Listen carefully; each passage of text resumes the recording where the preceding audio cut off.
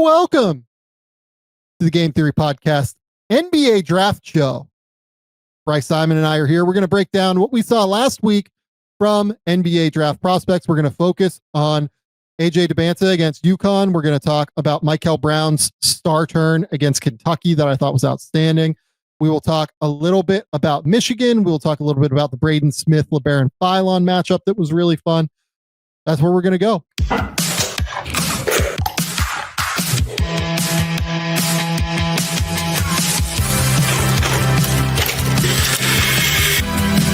They do have a timeout. Decide not to use it. Way downtown. Bang! Bang! What is this going to be? Wow! Are you kidding me? Hello and welcome to the Game Theory Podcast. I'm your host, Sam. But if you watch the tape, what you will see completely orchestrated this game. Bryce, what's going on, buddy? What's up, Sam? How are you doing? My 2026 NBA draft big board is starting to get guys moved around. I got more color in there with this guy that I think's a lottery pick. This guy I think's a first round pick. This guy I like, but maybe more of a second round pick or need to keep my eyes on. I like it. I'm getting excited with each little, what's it called here? Whenever I give the background color, I enjoy it a little bit more. I got a list of guys. I'm like, man, I need to go check this guy out. Maybe I overlooked him a little bit. I got to get some notes. So I'm having a blast, man. Yeah, it's fun. Like when I talk to NBA folks, on the scouting side that are going around to colleges and stuff, I kind of ask, like, is there anybody like I'm not seeing right now? Anybody that I'm, you think I need to get eyes on? And I do feel like they haven't mentioned a ton of guys. Like it's felt like the best players have really kind of emerged out of places that we expected them to emerge from. Can I throw out one kid? I'm gonna say his name wrong, but Ibuka Okori at Stanford. Have you watched him yet? That's one. Okay. Yeah, look, I had to watch him. Typically, my rule of I don't watch kids. Correct. Unless they play like real teams, because I just don't think you get a whole lot out of it from an NBA perspective if they're playing against low major teams that are ranked outside the top 150. Okori, I had to watch just because I got told to watch him, because he was putting up crazy numbers at Stanford. Interesting player. Like, I would like to know way more about where the shooting is and way more about where the passing is, because he's 6'1", 6'2", and is going to have to be able to play, as a primary point. I think the way it could work in the NBA. When I watched him, I thought probably not a one and done, to be honest. I thought, probably multi-years, but interesting player that it looks like a real prospect. Like it definitely looks like a real prospect for sure. I think him and Keaton Wagler at Illinois are the two names that are like that I've had people reach out to me specifically and say, you need to go watch these guys. Yeah. So Wagler is one. If I didn't mention it on the show, I definitely mentioned on The Athletic that Keaton Wagler is like a guy for sure this year. I started to get that at the end of last year, or like kind of toward the end of his high school run, that Illinois was like really excited about him. And then through summer, everyone was like, oh no, like Keaton Wagler looks like this might be a guy kind of thing. I still probably think 2 years is my guess on Keaton Wagler, even right now. But, look, I tend to be more conservative on this stuff than what most people are. So, it is what it is. I haven't done my deep dive. Like I said, I have my, guys that I've watched. I have my link to my Google Doc with my notes on him. He's one that I have on my list because I know I need to watch him. Just haven't done it yet. So I'm excited though. Yeah. Like, look, Wagler was really good against the three mid-majors that they played. At 18 against Jackson State, 22 against Florida Gulf Coast, and then didn't play super well against Texas Tech and had 3 turnovers, 0 assists. And like, look, not playing well, he still had 5 offensive rebounds and 11 points, right? Like he was still useful for them for sure in that game, and, looked very capable as a starting caliber player. And then against Colgate, like he got to the line 11 times and had 19 points. Like, real prospect that we have to track moving forward, but we'll see kind of where he goes. My read is maybe 2 years for him. Cool. Love it. Let's talk about Mikel Brown first. But before we do that, we got to shout out the Game Theory Substack, GameTheorySamV.substack.com, GameTheory samv.substack.com. You're going to be able to get breakdowns on all of these guys that we talk about today for the most part. We definitely have one up on Mikel Brown, who's the first player we're going to talk about. We have one on Braden Smith that Bryce put up there on Sunday. We will have one on AJ Dybantsa from the UConn game. We will have one on Aday Mara from the Wake Forest game, that he had and looked really good in that game. So we're going to go through it all. We're going to talk through it all. I'm really, really excited. But go to gametheorysamv.substack.com. It is the best way to support the show, and you will get awesome video breakdowns on all of the draft prospects that we talk about throughout the year over on that site. Bryce, though, let's start with the guy that you broke down Wednesday or Thursday, whenever you did that one. I think this week's big winner is Mikel Brown Jr.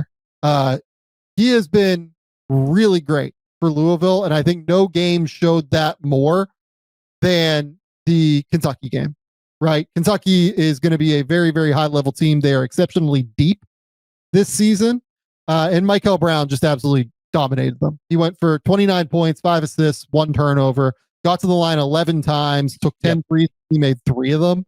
Like, could have been even worse if he made like what I think will be his normal number from 3 this year.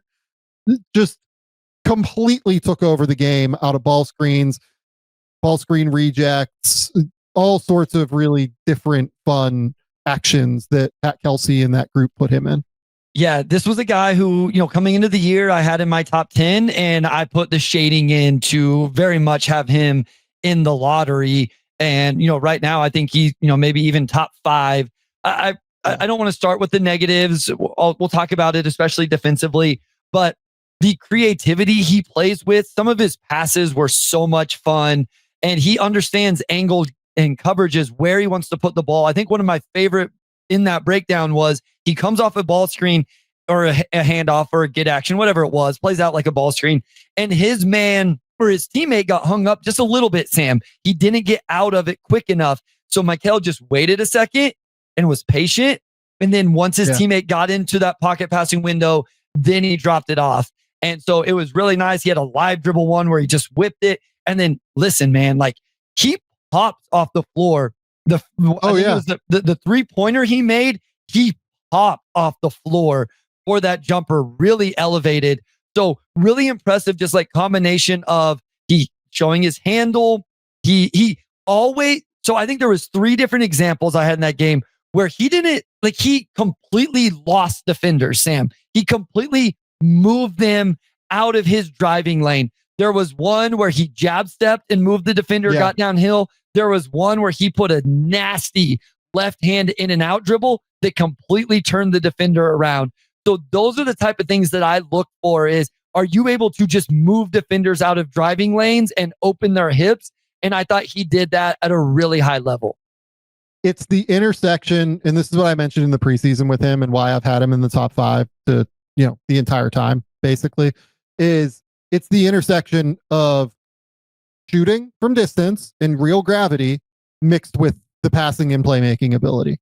Those to me are the 2 most important skills really that you can have in the NBA right now, are super high level shooting and super high level processing, passing, making plays, being able to manipulate defenders with your eyes, being able to find teammates in the pocket, which he really excels at. He and Fru, the kid from Germany, have already developed like awesome chemistry on rolls, short rolls, things like that.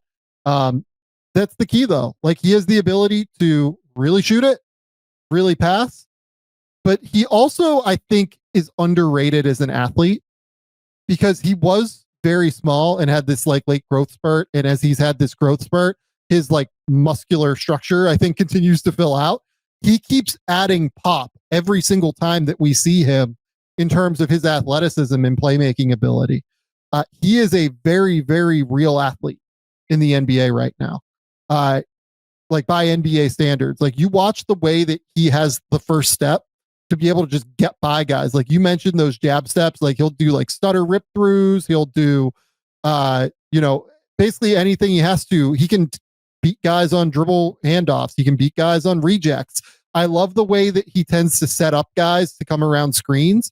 I think he's really, really good at like jabbing inside and then going around off ball and on ball screens to be able to go get the ball, or dribble handoffs to be able to go get the ball. And on top of it, he really plays with the kind of bend and leverage ability that we love to see. Like his ability to get leverage on his opponent, he just gets lower than you and is able to out leverage you as he drives to the rim.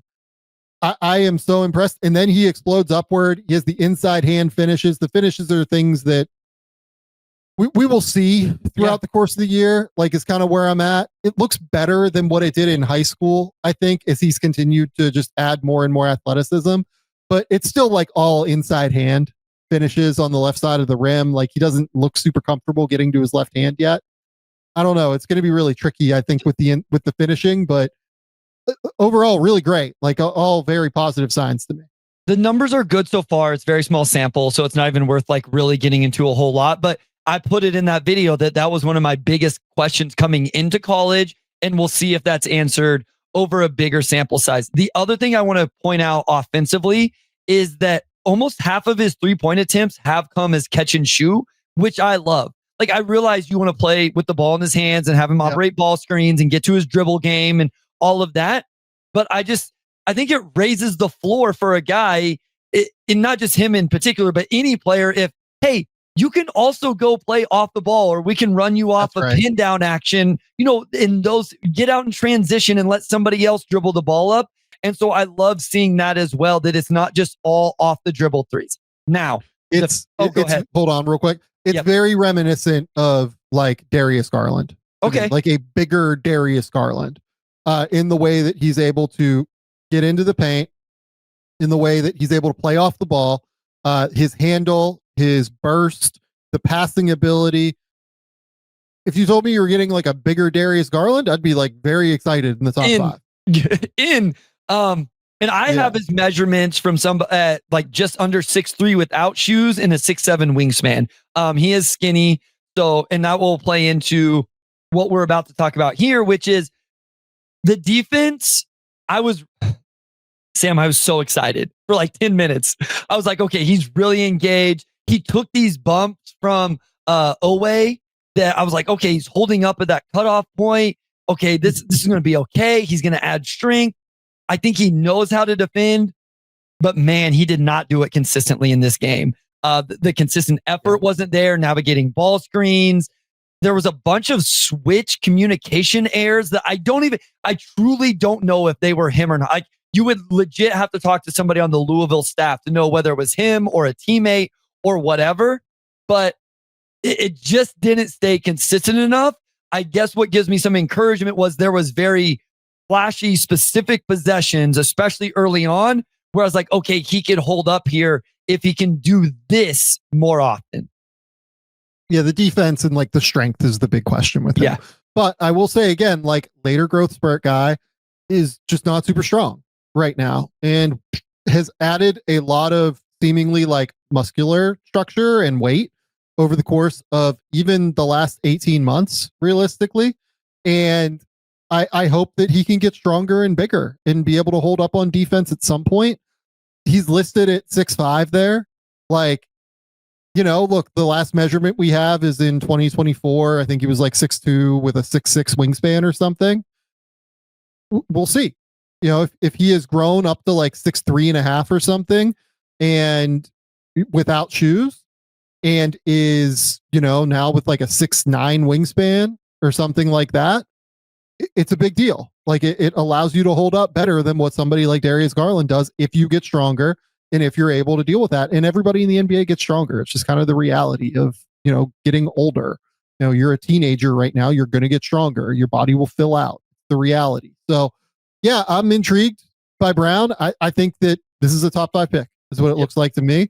And we will see how well he does leading Louisville's offense throughout the course of the year. I have kind of no doubts about him on the offensive end. It is just the defensive end to me that will be a worry. He's 5th on my board right now. Yep. I think he's 4th on mine for what it's worth. So I am excited about Mikel Brown. I'm also excited about the good folks over at Mizzen Main. You know the saying, look good, feel good. The problem is that most dress clothes only check one of those boxes. They're going to look sharp, but they're stiff, they're hot, they're high maintenance. It just doesn't feel great to wear them. But that's why Mizzen Main is the best. Mizzen Main makes classic menswear with performance fabrics, so it's effortless to look sharp and feel great. The shirts and pants look refined, yet they're stretchy, they're lightweight, they're wrinkle resistant, and they're completely machine washable. When you put their clothes on, you're going to feel the difference instantly. Professional style that's actually comfortable, whether you're in the office, on the road, or even out on the golf course. As I've mentioned before, that tends to be where I wear them. I will wear them out on the golf course. And Mizzen Main is a product that I have been buying since before they were even a sponsor on the show. It is timeless style that you can invest in once and enjoy for years. That's why thousands of guys swear by Mizzen Main when they want to look good without the hassle. Right now, Mizzen Main is offering our listeners 20% off your first purchase at mizzenandmain.com. Promo code GAME20. That's MIZZEN and Main, MAIN.com. Promo code GAME20 for 20% off. Mizzen Main, promo code GAME20. And if you'd rather shop in person, you can find Mizzen Main stores in select states. Bryce, let's go to the second game we want to talk about, which is AJ Dybantsa against Connecticut. This is a really fun one because it's kind of a tale of two halves to me. Yeah. Where I thought Connecticut did an amazing job of closing down driving lanes early on. And then credit to Kevin Young, actually, as well as AJ, and we'll talk about kind of what happened there. I thought BYU adjusted. I thought that BYU's offensive architecture and spacing was just drastically better in the second half. They put their spacers one pass away from AJ so that it was way harder to collapse in as opposed to using them like in the corners and things like that. And they had AJ bring the ball up the court so that he would often get the ball in the middle of the court, or they'd have him on the empty side of an action so he would have even more space to be able to attack. He ends up going, I think, for like 20 points in the second half. And most of that occurred like in the last 11 minutes, to be honest. He drills a three coming down in transition at one point that like really seemed to kind of change the game and change the tempo a little bit for them. And it was just super impressive. It was super, super impressive. And, you know, look, he ends up with 24 points on 8 of 14 from the field after starting the game 1 of 6, and I think he had 6 points in the first half. Yeah, it was a really impressive into the second half, especially second part of the second half, and he really showed, especially in the mid range. The two plays that were really like I think the most impressive, just like kind of highlighty, was the mid range jumper where I think it was it Stewart that was. I think it was Jaden Ross. Ross was all over him, and Dybantsa was still able to just elevate above him and knock it down. But then the one I really liked was a couple possession later, he does a shot fake and then goes into a reverse pivot and just covers an insane amount of ground into a left-hand finish. And I'm just watching that going, if he can truly figure out and combine all of these things, that is really tough to guard. Like, we don't have to continue to talk about, okay, let's track the shooting. It comes off flat. Like, how's that going to look? We know that that's going to have to hit and have to see that growth from the 3-point jumper. But what he did in the mid-range with that stuff, the different types of finishes he was able to get into was really impressive. And those were the two that stood out the most to me. I will say, I feel like his gathers were a little bit off in this game, especially in the first half as he was getting into the paint. He is such like a combination of strength and athleticism and ground coverage, and maybe just Connecticut being the defense that they are and the attention of detail they have. He hadn't seen kind of that level of swarming and attention. It was funny. Every time he had the ball, like 4 Connecticut coaches would stand up and they'd be pointing and directing, and getting their defense where they needed to be to load up against him, which makes sense, right? And it's one of the best staffs in the country. But I think those two plays working in conjunction with each other, the mid-range jumper and then the reverse pivot layup, were the two things that will probably stand out to me over the next couple of weeks with Dybantsa. I love that staff so much. They're just all crazy people, and it's the best. They did an amazing job, I thought, scouting for AJ in that first half. What they were doing, like they played off of Rob Wright as a shooter a lot, and I think that kind of threw off what BYU was kind of doing a little bit. Like, because I feel like they have Rob Wright next to AJ a decent amount, and then Rob Wright's man would help off of him and like end up going to AJ, or they'd go under like Rob Wright screens. And, you know, like it was interesting to track how they were kind of managing that. And then in the second half, like you almost always saw Richie Saunders on the same side as AJ was the whole thing. And then what that resulted in was like the one play that sticks out exactly in my mind is the empty side action where he beats Ross, like you mentioned, and gets to the foul line and like hits that ridiculous mid-range jumper. If you notice, like Caravan is kind of concerned about going over to double. He wants to go over and double, and he wants to go over and like stunt and dig and like be able to like try and confuse AJ, but he feels like he can't because that's a real shooter that he's guarding. I can't remember if it was Baker or if it was Richie in that moment. But you know, look, like it was really interesting. Connecticut, I thought, absolutely blew the doors off the place for the first 30 minutes, and then BYU puts in this like funky zone, and you know, chaos ensues because college basketball teams and you know, press zones doesn't always work super well. Connecticut had like 3, maybe 4 turnovers against the press zone that, you know, really, I'm sure Danny Hurley will be screaming about, you know, in practice this week. But yeah, I mean, look, you mentioned the reverse pivot against Caravan. I thought that play was super impressive. The thing that happened in the first half was you did see what happens when you kind of blitz him, though. Yeah. Like the handle is not great. The handle is very loose. And if you can get in there, you can frustrate him. He had 2 traveling calls because he kind of lost the ball.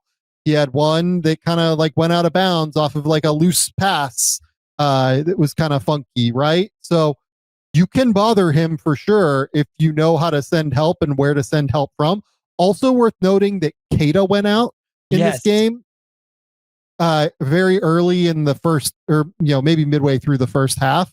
Keita plays 8 minutes in this game, and it did feel like to me a little bit that their spacing kind of improved somewhat with Keita out of the game. I wonder if like they just didn't feel like they had to have the center as involved, so you know they felt like they could rearrange the deck chairs a little bit to make it so that AJ would have a little bit more success. Keita's a really good player. Like his seals on the interior this year have been amazing. You saw one on the first play of the game, literally. Yeah. Rob Wright takes a empty side with him and snakes it, and Keita just seals the defender and, you know, lets Rob Wright get to the rim.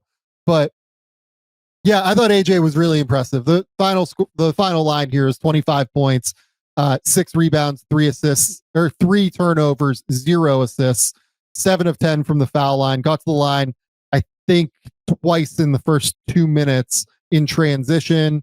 Trying to think of the other ones. I think he had one more in transition in the second half, and then had a couple other ones like in half court settings, if memory serves. Overall, like impressive adjustment throughout the game. Still some flaws to work on for sure, like in terms of the handle. But again, like what we said last week about him, I think still applies. His tools, I think, like his physical tools in terms of his just power and explosiveness combination, his stride length at 6'9", the way he utilizes his strides. I also will call out, like, he is very herky jerky in the way that he drives, like with his gathers and things. It is kind of hard to get the cadence right on him as well when you're defending him, because he has so many different ways that he will get into those drives and gathers. If he can figure out the handle on the shot, he's going to be a like star level scorer in the NBA in a way that it's very hard to find. That's why, like, he is definitely going in the top 3 somewhere. Whether or not it's ahead of Darren and AJ or Darren and Cam Boozer, I don't know yet. Like, we'll see. It'll probably depend on what team has the pick at the end of the day. but I am really excited about what I've seen from AJ to this point as a scorer. What did you think of the defense real quick before we get out? I thought there were some pretty rough moments, to be honest. So just one final thought from me offensively. I think the 3 turnovers are indicative of how he took care of the ball. I don't think the 0 assists are indicative of how willing of a passer he is. I think he's at the very least a connective passer. And I also think he will like listen. And I thought he took one bad shot. Like I think there was a mid-range fadeaway. I think he got subbed out, but then he came out and you saw like a concerted effort, like the next time to make the right decision. So I just wanted to touch on that because I think it's easy to hear 0 assists, 3 turnovers and think ball hog or unwilling passer or something like that. I don't think that's AJ. Defensively, no, really agree with you on that, to be clear. Yeah. Defensively, I thought his best impact was actually his communication. Like he was always talking, communicating, pointing with his teammates. I thought that was really good. Along with his rebounding, he's an impactful rebounder. Sam, I thought the rest was just okay. I think it's all right. He wasn't super disruptive and he gave up some straight line drives. And listen, Connecticut will do this to you, but I thought there was times like he got lost. Like I thought his head was spinning on where he should have been. I envisioned one where I think UConn ran a pretty creative action to get Caravan, and I didn't notice who was defending it live, but on the rewatch, he just got completely lost and Caravan came off. I think it ended up being a handoff or get action with Terrace Reed Jr. and Caravan got a wide open 3, and Caravan was hot in this game. You couldn't leave him open.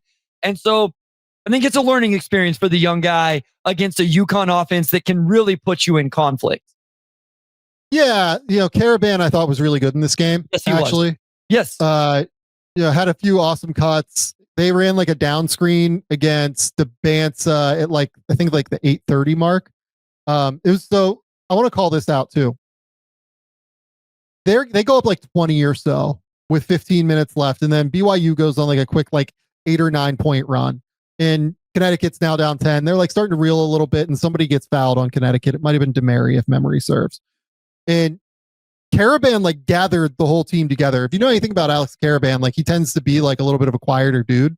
Is kind of what all of my intel is. Really good dude, just not a demonstrative guy by and large, by his nature. But at the 9:09 mark, you will watch him gather everybody together. He says, get in here, and you can see him kind of get into them a little bit and kind of inspire them and kind of get them going. And then literally the next possession down the court, he takes a down screen from somebody, comes up, and then takes a little kick out pass and drills a 3, having lost Dybantsa in the process. I thought the leadership from Caravan in that game was really good. I thought he was really, really good. I thought Terrace Reed was really impressive in this game too. So that's what I was going to ask you. Between Caravan, Terrace Reed Jr., and Richie Saunders, was there one of those guys you thought did more for themselves and their draft stock in this individual game? Not who was the best, not who's the highest ranked, but was there any one of those that you feel really improved their draft stock in the eyes of yourself or maybe even NBA teams at large? Yeah. So to be clear, I think all 3 of these players get drafted. Okay. At the end of the day, they're all seniors. All 3 of them, I think, get picked in the draft this year, if you made me predict. It was funny. Saunders went 0 for 7 from 3 in this game, and I really liked this game. I thought he was really good. I did too. I found myself going man, he's doing other things. He digs really well off the ball defensively. He plays extremely hard. He had tried to attack off the bounce a little bit. He's not going to be an on-ball guy, obviously, in the league, but if he's making shots and then he gets hard closeouts, can he attack those closeouts and do something? And I feel like he's showing that a little bit more. I thought Terrace was probably the best player, though, of that trio in this game. Really dominated the glass, 8 rebounds, 7 on the defensive end. He had 21 points. He goes 8 of 10 from the field, 5-9 from the line. Really just consistently was such a physical interior presence. They had no answers. They were too small to deal with them. I also really like his feet. This is the other thing that I think he does not get credit for. He moves his feet way better than what people think. Yes. I know he gets looked at as this big dude who's 6'10", 265 pounds or whatever, but he can slide his feet. They are hedging ball screens pretty aggressively with him, and he's able to recover and get back out there and get back down and play on the interior and go get rebounds and go contest at the rim. Right. I thought Terrace was very impressive in this game. I think he ended up playing 33 minutes, and foul trouble wasn't an issue. And that was a huge thing with Terrace Reed Jr. coming into the year. Was I think his talent would show to people if he allows himself to stay on the floor by not setting illegal screens and not going for ball fakes and getting himself in foul trouble from those two specific play types. There was one closeout in the corner where I was watching and I happened to pause it there, and like he is down in a stance, Sam. Like he is able to drop his hips and move. He had a really good hedge on an off the ball screen where I think it was Richie Saunders was coming off, and Reed Jr. just like has his hand there, but he's opened his hips to the roll man so he can recover. He moves pretty fluidly for a guy that looks to be as massive of what he looks. And I don't want to sleep on DeMary either. I thought DeMary was really good in this game. Yeah, he's a really good player. Yeah, really good driver of the basketball. 21 points, had 7 assists. That's actually the big number for him. I thought he played point at a really high level for Connecticut in this game. And the other thing is that, like, you know, this Connecticut team, like, they can switch. Like, they're going to be able to play a lot of different kind of defensive lineups throughout the course of this year. They have Arizona coming this week. I am really interested to see how they guard Arizona, how they deal with like the pocket between Jaden Bradley and Koa Pete. I thought UCLA, I watched that game today. I thought UCLA did a really good job in that game of kind of dealing with the pocket and making sure that like Koa Pete couldn't get advantageous touches in that game. But I don't really want to talk about that game too much. I thought it was kind of ugly, and I don't necessarily see the need to. Frankly, we've talked about Arizona quite a bit at this point, and we probably will next week because they play Connecticut again. But yeah, really, really fun game. And BYU, like, kudos to them for coming back, making that thing a 2-point game, 86-84. Connecticut wins. I will again note Connecticut without the guy that I think is probably their best offensive player in Braylon Mullins. For them to win that game, I think is really, really impressive. You could say BYU was without Keita as well. Totally understand that. Okay. The next 2 games I want to talk about here are, let's go with Braden Smith against Labaron Philon. Okay. You did a full breakdown. I'll just kind of give you the floor on this one. Braden Smith is genuinely one of my favorite players in the country to watch. I think he will play in the NBA. I'm not going to sit here and like say he's definitely a backup point guard. He's definitely a starter. He's a difference maker. I think he definitely plays in the NBA is as far as I'm willing to take it. But I feel pretty strongly about that. And I feel pretty strongly that he should be drafted at the very least. I gave him the shade of a strong second round pick, and that's for now. Like, I may end up being a little bit higher. I may end up being a little bit lower. This was the first time like I've really taken it serious and said, I'm going to watch this kid and see what I think. And listen, you know me, like I probably overvalue it at this point. At the very least, I'm putting that dude on a 2-way and letting him run my G League team and run it extremely effectively. And then we'll see what the ceiling ends up being from there. My biggest takeaway, and I don't normally start, usually my video breakdowns are very like the order is the same. I start with offense and then I go to defense. And in this one, it was still starting with offense, but I was very specific in showing what was seemingly a play that wasn't overly impressive and definitely didn't show up in the box score. But outside of this part, Braden Smith pulls down a defensive rebound and is shot out of the cannon in transition. And he pushes the pace at the defense. And then about the top of the key, Sam, he realizes I don't have the numbers. So he pulls it back, but he doesn't just dribble back to half court. He stays aggressive, but he slows things down. And Trey Kaufman-Wren had now gotten down the floor and had an advantageous, I believe it was a cross match, and had sealed his guy on the high side. So Braden Smith immediately stays aggressive, throws the little post entry, underrated skill for a guard, even in the NBA. Kaufman-Wren draws the double because he has a cross match, and then he makes the assist to the big man under the basket. Braden Smith doesn't get an assist or a bucket or anything, but to me, that is running your team, and that is controlling pace. And then the other thing I want to quickly mention is this game got tied late, and guess who made the next 4 points? Braden Smith. Attacked downhill, got into Bull Bowen and drew the contact, and then was able to finish with some finesse and some English. Didn't get a foul call, just played with a little bit of physicality. And then he goes to the mid-range, fakes this mid-range jumper, and I believe gets Philon up in the air, gets his shoulder into him, and gets to the free throw line for 2 makes. And it's like those moments that just like, those things stand out to me, and they were huge moments in the game. Well, and he's one of those guys where he's not wildly fast, but he's able to play at his highest speed more often than everybody else is because his brain moves faster than everybody else's does on the court. Like he's able to play at his optimal speed more consistently than everybody else is. And it's just crazy to watch, like the way that his brain works. It's absolutely disgusting. And the Purdue offense is so gross. Like it's so good. The way that Painter sets screens for him, like he will set screens 35 feet from the rim, or he'll set them like they run actions sometimes where like he's like the Ram ball screener for Kaufman Wren to come up. And then like they'll have him come behind Kaufman Wren, and Kaufman Wren will like go or like Kaufman Wren will be there and he'll take the handoff from Fletcher Lawyer, and Kaufman Wren will like flip, and then he'll take the screen and then just get downhill immediately and like get to a midi if he wants to, or get downhill or throw the lob or the dump off the Clough. Like their offense is so gross, and he is so good at running that offense. Like every single thing, like, you know, this one, like he goes to set a screen for TKR, Kaufman Wren dives, Smith goes back to get an Oscar Clough screen, throws a perfect pass to Oscar Clough in the pocket, they score. You know, one of the third possession of the game, like, you know, Alabama shows against like a Smith Kaufman Wren ball screen, then Clough sets like this nasty secondary screen, and Clough like drills both of them, and Smith just like immediately steps into a mid-range jumper going to his right. The way he runs in transition is absurd. I thought they smoked like 6 layups in this game that he should have gotten assists on, particularly Clough and Jacobson. Like 2 in the first half I can think of where it was like, okay, like he just threw a perfect lob to Jacobson. Jacobson tries to catch it and tap it, misses.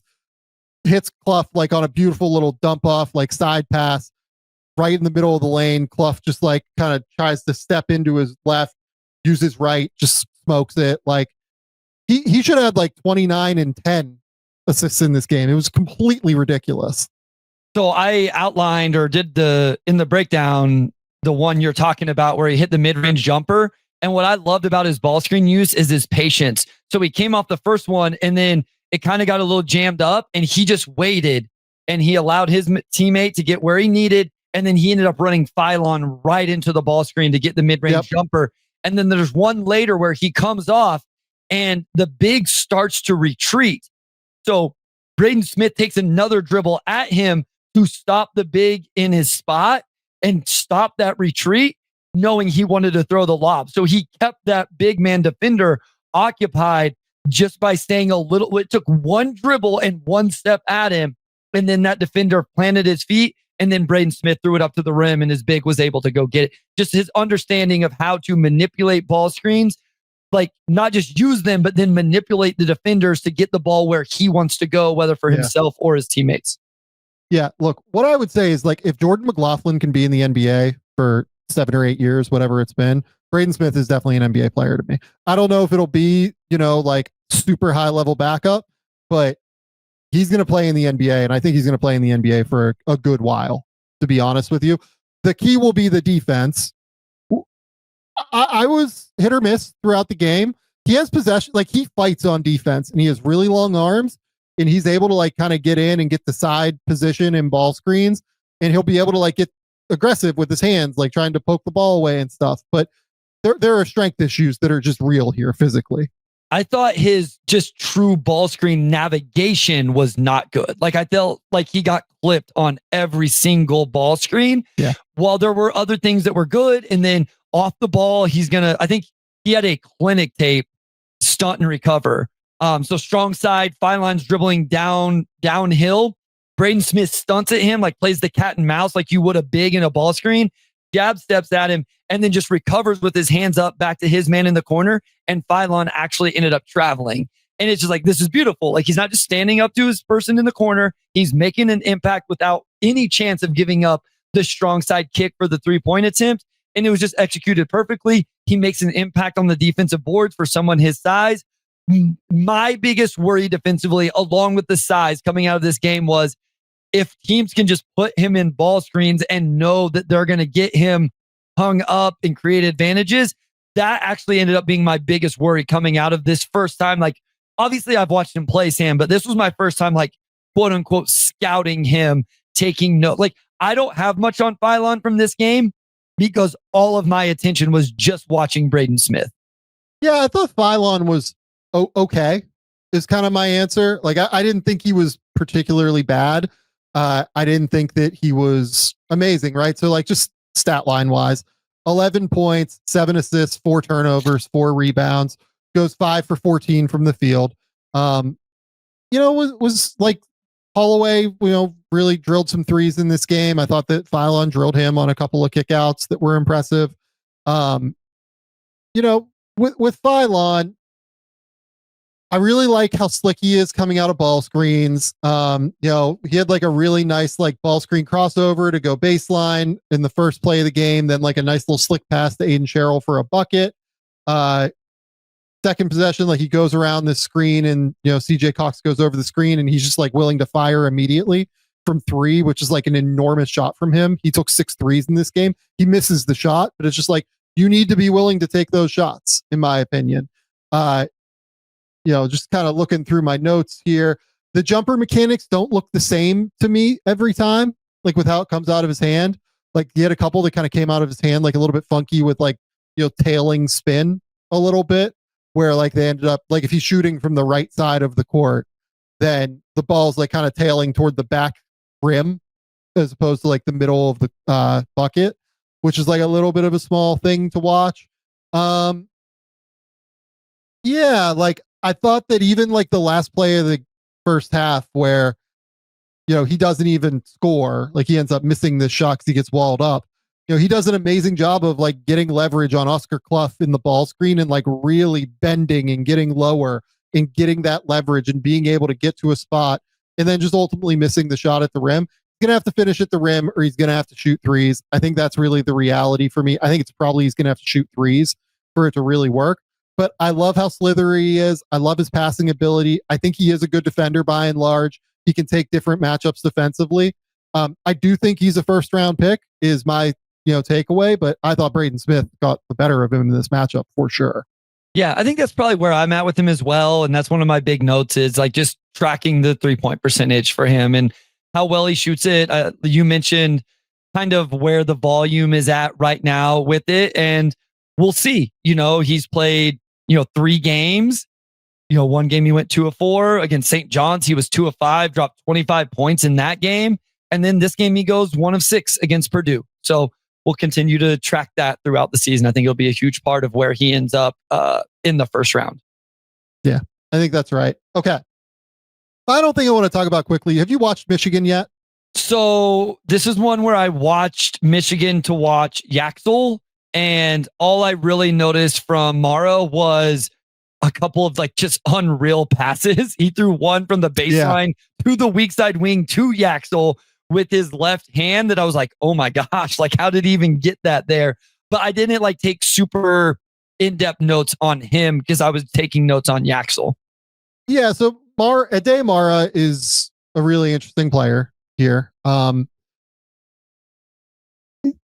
A guy that a lot of like really stats-based people are excited about because of the ability to block shots, the ability to really pass. He rebounds the ball at a high level on the defensive end, and he can like finish around the interior. Like he has a 70 true shooting percentage this year. He tends not to miss shots. In the Wake Forest game, he was like really, really quite excellent. He went for 18 points, 13 rebounds, 6 assists, 5 blocks. Was everything that we thought he might be. Do you remember when Mara came over? Were you doing this at that point? Well, I have notes on him from even before UCLA, along with UCLA notes. Yeah, like playing for the Spanish national team, he decided to come over to UCLA. He was playing for Zaragoza, if memory serves. There was like a contract dispute that was kind of weird, and all this stuff happened. He comes over to UCLA. Isn't great immediately, doesn't play a ton his freshman year. last year, like really started to come together. I would argue around like January or so, like really, became a guy that might be like a serious difference maker within the Big Ten and within college basketball. Decides to transfer to Michigan. We'll talk about the Michigan roster in a second here. Really, really good in the Wake Forest game. Really was not very good in the TCU game, in my opinion. Struggled a ton with turnovers.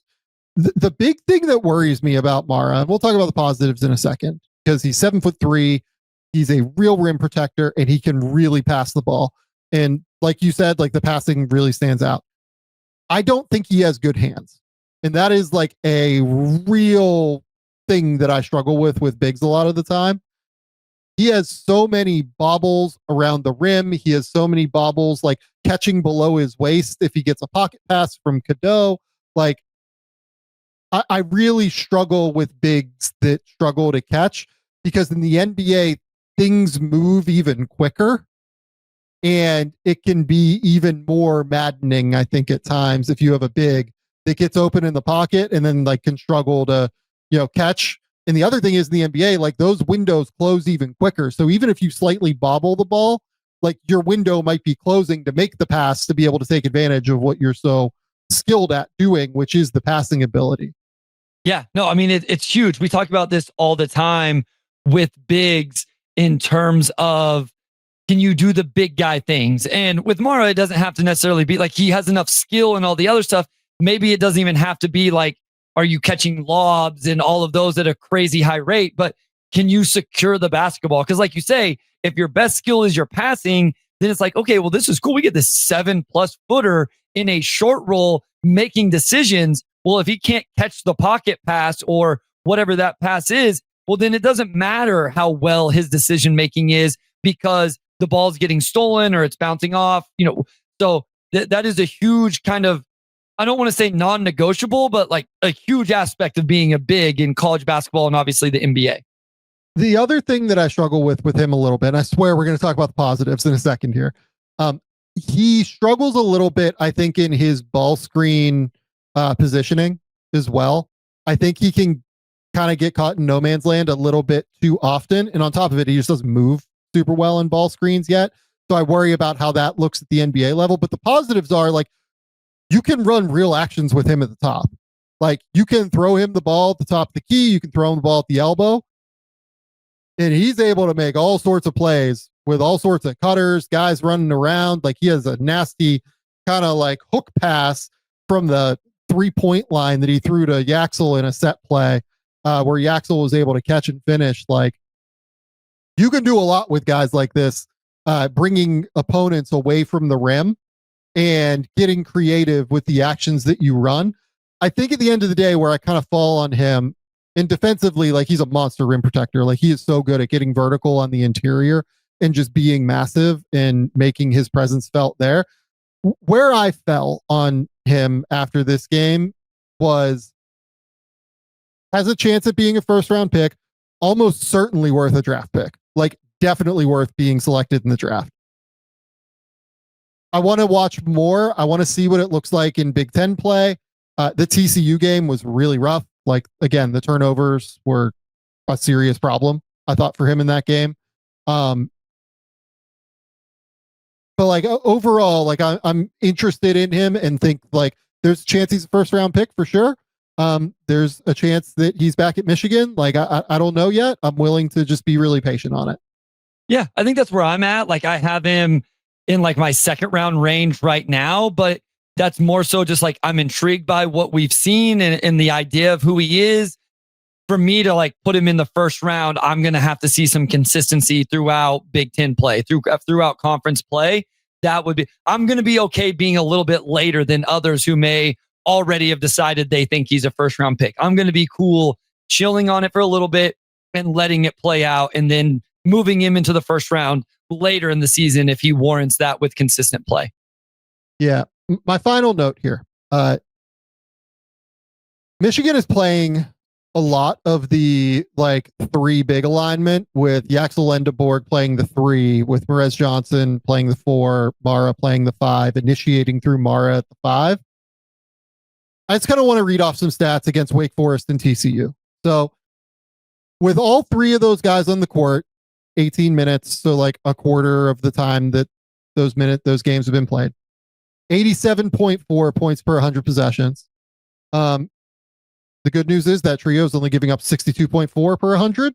So like they have a plus 25 net rating in those 2 games. But like you just look at how it's happening, like it doesn't feel super sustainable because teams are just missing a lot of threes in that window there. With just Yaxel and Mara, it's a 97.9 offensive rating. With Yaxel and Merez Johnson, it's a 99.3 offensive rating. With Aday, Mara, and Merez Johnson in 5 minutes, it's a 79.6 offensive rating. And then with just Aday, Mara out there, so no Yaxel, no Merez, it's 125.7 in 17 minutes. And a lot of that occurred, if I remember correctly, in the Wake Forest game, where Mara just played super, super well. So this is a thing I'm going to be tracking all year. When they took Yaxel, my theory was, and like I don't even really want to talk about Yaxel a ton yet, because I want to see where all of this settles in terms of what I'm talking about here positionally.